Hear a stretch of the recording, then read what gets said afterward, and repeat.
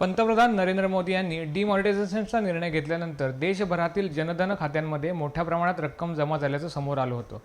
या पार्श्वभूमीवर केंद्र सरकारनं आज एक महत्त्वाचा निर्णय घेतला आहे। यापुढे जनधन खातेधारकांना त्यांच्या खात्यातून महिन्याला फक्त 10,000 रुपयेच काढता येणार आहेत। ज्या खातेधारकांनी KYCची पूर्तता केली आहे त्या खातेधारकांनाच त्यांच्या खात्यामधून 10,000 रुपये काढता येणार आहेत। मात्र या निर्णयाला सरकारने एक अपवाद दिला आहे।